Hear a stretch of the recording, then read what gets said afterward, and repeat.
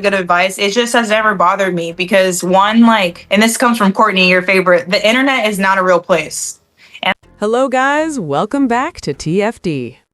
So, the WNBA really is the gift that keeps on giving. Or should I say, Unrivaled is the gift that's giving. For now. Let's talk about it, man. Because Napheesa Collier, co-founder of Unrivaled, WNBA star, and someone who's involved in the whole CBA side of things, just went on a podcast and straight up went at the fans. She basically said she doesn't care what people think. Like, it says more about you than it says about me. And listen, I get the sentiment. I really do. Don't let the internet run your life. That's common sense. But when you're one of the faces of a league, a business, and a movement, it hits different. And let's be honest, this has been a rough stretch for Fee. January 2026 has not been kind. Just a few months ago, it was pay us what you owe us. Shirts, protests, unity, all that energy. Then Unrivaled launches, and the message is, we're going to show the WNBA how to run a sustainable business. Okay, cool, big talk. Then the ratings come out. And yeah, not good. Like, not good at all. The numbers are ugly. Page Game topping out at around 30K viewers? That's wild. That's not what a revolution is supposed to look like. That's not what we're changing the game looks like. So now you've got fans side-eyeing the whole thing. They're questioning the product, the rollout, the vision. And instead of calming things down, Fee hops on a podcast and starts blasting the people who actually want to watch the sport. And that's where I think she misses the point. Most fans don't hate Napheesa Collier. They don't think she's dumb. They don't think she's a bad person.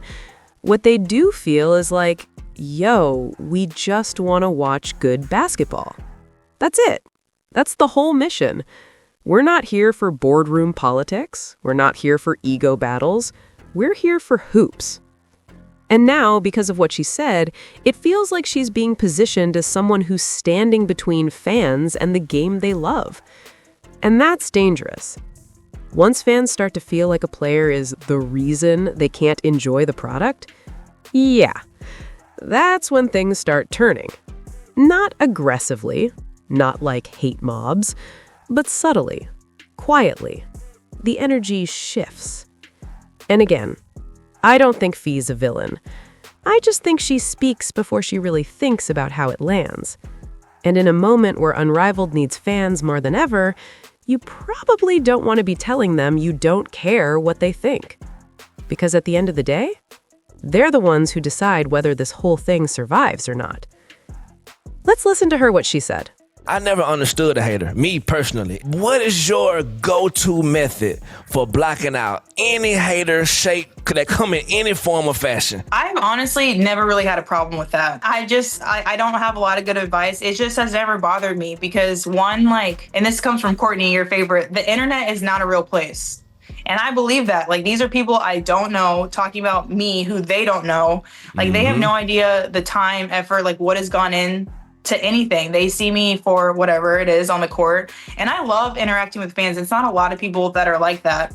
But the ones who are, it's like that is such a reflection on you way more than it is on me. And so I feel like I'm just secure in who I am as a person, like my work ethic, my intentions for everything. Like I do everything really intentionally. And so I know that I know, like I said, I know what I'm putting out there. So if you're going to hate on that, I'm like, I can't help you. That's your problem. Come on, man. We clocking it. You feel me? No. Yeah. Yeah. No. Okay. I get that. I really do. I get the whole I don't care what people say mindset because the comments be crazy. The internet is undefeated when it comes to opinions. Everybody's a coach, everybody's a lawyer, everybody's a business analyst. I understand that part. But at the same time, people haven't just been out here lying on you. This isn't some made-up smear campaign. Nah, you actually did some wacky stuff and now folks are reacting to it. You went public. You went loud. You went aggressive with it. You had Kathy Engelbert on the news because you blasted her. The commissioner is on TV responding to something that might not even be fully true yet. Then you go out and start name-dropping Caitlin Clark and Angel Reese to pull their fan bases into the situation. That wasn't random. That wasn't accidental. That was strategy. You wanted the numbers. You wanted the support. You wanted the pressure. And listen, man, we saw what was going on.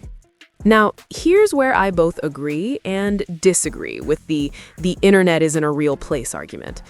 The internet is a real place in the sense that it's just real conversations amplified. Back in the day, if you were a public figure, people still talked about you. They just did it in barbershops, living rooms, church parking lots, and bleachers. Now, those same conversations live on timelines. So to say the internet isn't real, that's not true. But to say the internet shouldn't control your real life, that part is factual. 100%. You can't let strangers dictate your mental health, but you also can't act surprised when people respond to things you put into the public. You can't throw a grenade and then get mad that people react to the explosion. And here's the biggest thing. You and Unrivaled made this a public negotiation from the very beginning. From the t-shirts, from the protest messaging, from Angel Reese going on her podcast talking about Unrivaled is going to be the only league people play in, and if the WNBA don't give us what we want, that's it. Y'all turned this into a PR war. You wanted public support. You wanted fan pressure. You wanted optics. So now you can't get mad that the public has opinions. You can't say, why are fans talking? Because you invited them into the room. You made this about perception. And when perception doesn't go your way, that's part of the game you chose to play. Now, let's talk about the conflict of interest angle, because people aren't crazy for bringing that up. You're a co-founder of Unrivaled, and you're also involved in negotiating on behalf of WNBA players in a new CBA. And it looks like your new league could benefit if the WNBA struggles. That's not hate. That's not trolling. That's a logical question. Nobody's saying you're plotting the downfall of the WNBA. Nobody's saying you're evil. But when the optics look funny, people are going to talk. That's not the internet being fake, that's the public being observant. And meanwhile, where's the deal? Instead of seeing progress on a CBA, what are we seeing? Subliminal Instagram posts, shots at fans, drama, smoke, vibes, but no agreement. The league hasn't responded to the last offer because, in their eyes, it's not a good deal. So, figure it out. Get it done. That's the job.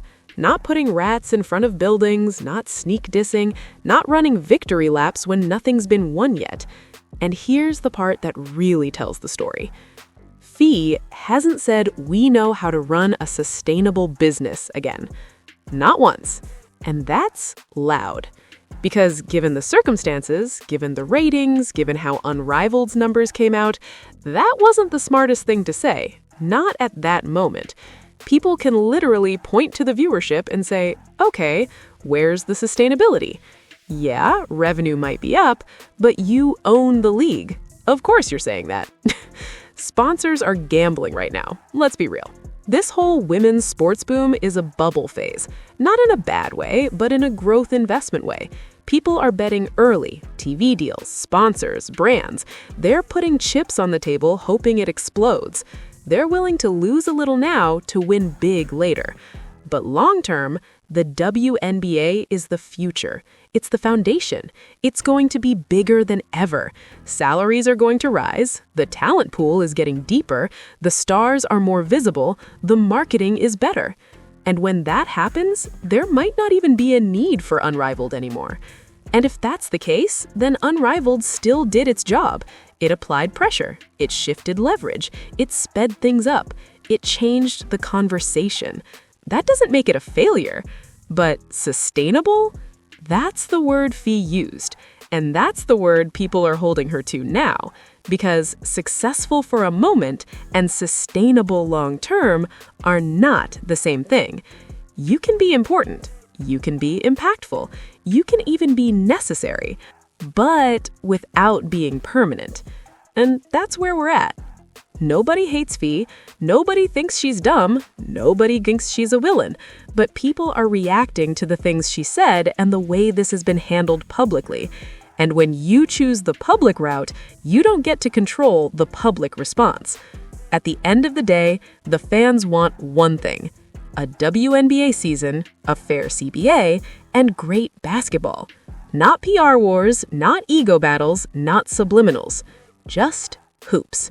So, yeah, ignore the internet emotionally, but don't ignore it strategically. Because in this space, talk is cheap, optics matter, and the numbers always talk back.